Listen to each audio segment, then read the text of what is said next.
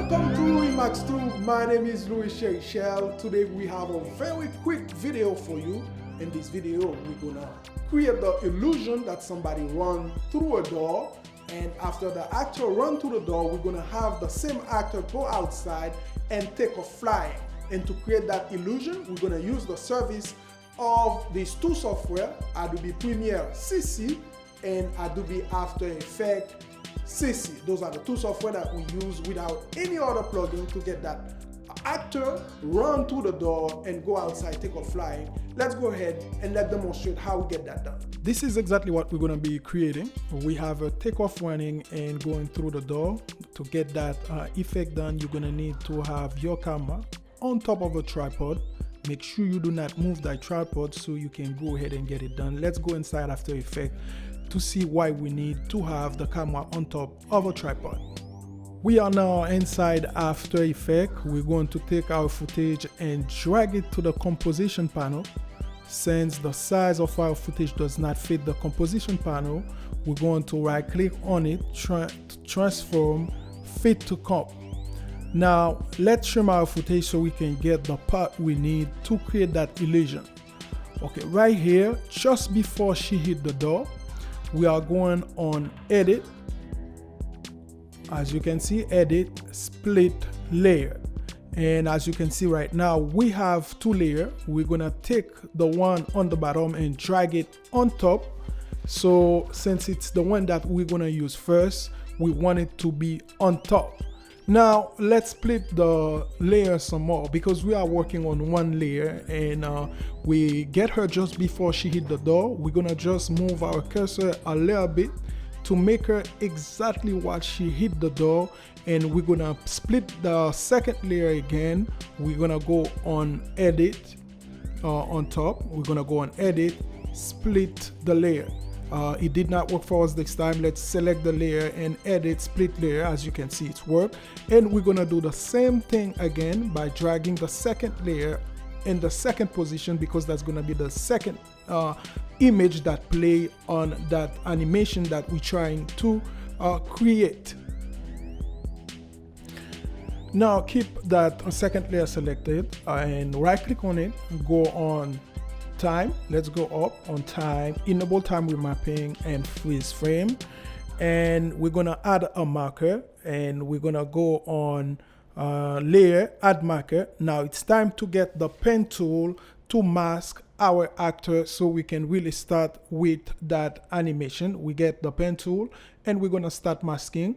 Remember, while masking, you have to be very careful to mask around it. Me myself, I'm going to mask quickly just because I'm doing that for the purpose of showing how to do that tutorial. But if you're getting a pay gig, you have to go ahead and basically take your time, because it is very, very important you do a good job masking around your actor. This part is very, very important. Even if you did not do a good job, as you can see at the end of it, you'll still be able to have control over this print. Now let's go and expand our mask on the layer panel and feather our mask image. About 14 is a good number. We feather that mask so the image can well blend with the background. Now let's go to the mask expansion. Now let's make sure the mask expansion is on 0 pixel. Click on the toggle animation button. Move the arrow ahead a few frames, drag the expansion pixel to about -14 or 16 should be a good number.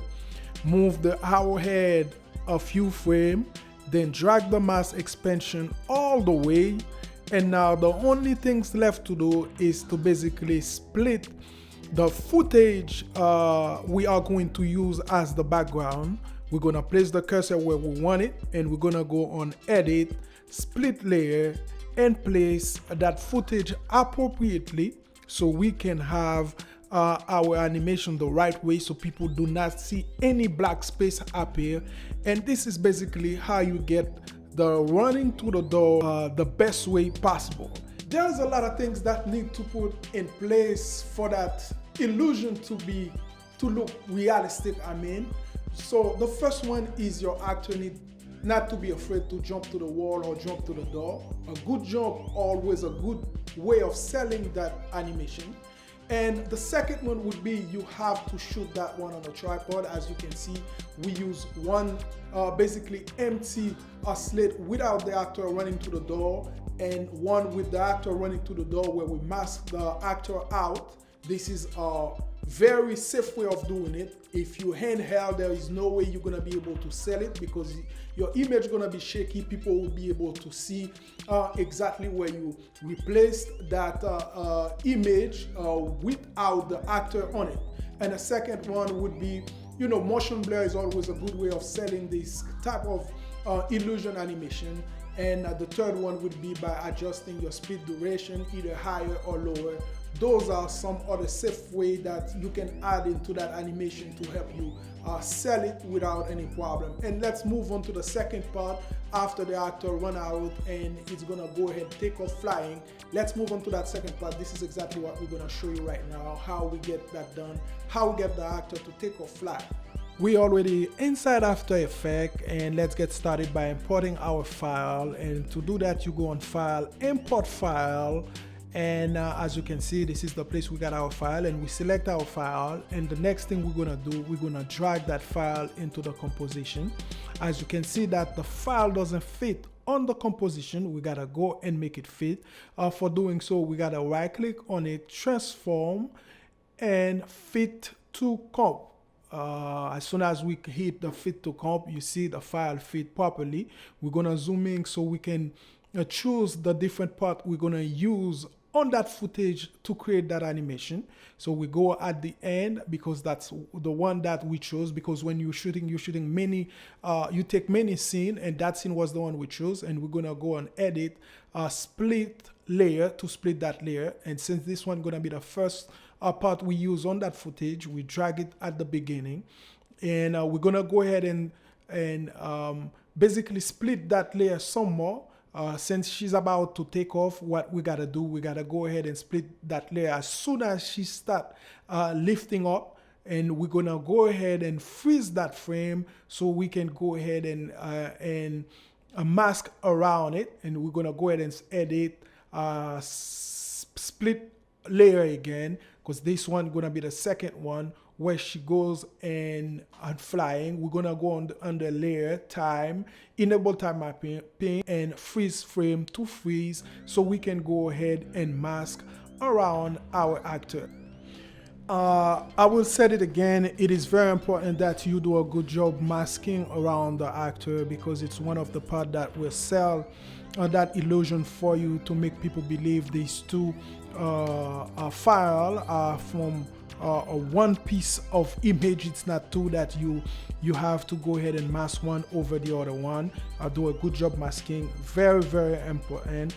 And now we're probably gonna have to go ahead and do some cleanup by basically rename our layer and give them different name by right click on them and rename, and by naming them accordingly so we can know which one is which. And we're gonna go ahead and right click on the layer again and change the color, because it is very important. And at the beginning I didn't do that, but it is very important that you know which one is which. By right click on them, rename them, name each layer appropriately so you know exactly which one is which. And it is important also that you color coded each layer, that you know red is the very first layer and the yellow would be the second layer. And just before we go ahead and rename that third layer, let's go ahead and basically choose the part that we're gonna need as the background. What I kind of like to call this one the blank layer, or the blank slate, basically, that don't have the actor on it, and that's the one we're gonna use as the background after we mask the other one. And it's basically the same thing. We go on edit and split layer, and we're gonna right click on that part because we're not gonna use this one, and basically hit the delete. So we delete that one and move the third layer accordingly to where we're gonna use it.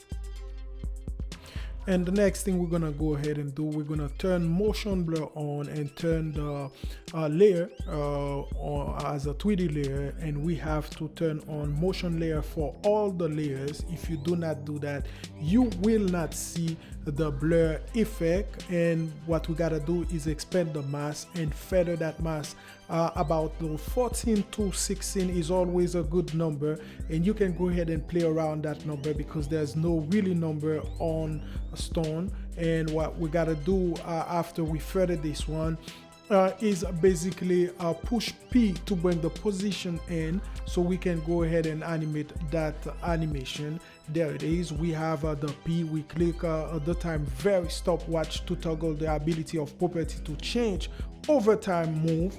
Your cursor, you move the cursor a few frames, and you basically drag your actor on top of that frame, so we can get, as you can see, we already see her flying. This is basically how you get that animation done. And for just the pleasure of it, we're just gonna go ahead and show you the final project.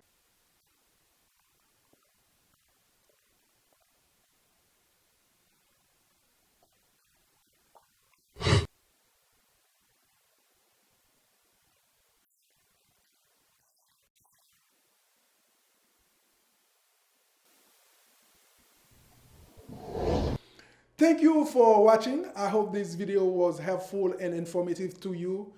If you like the video, do not hesitate, give it a thumbs up. And if you haven't subscribed, consider subscribe to our channel so you do not miss on our latest video. And as always, I will catch you on the next one.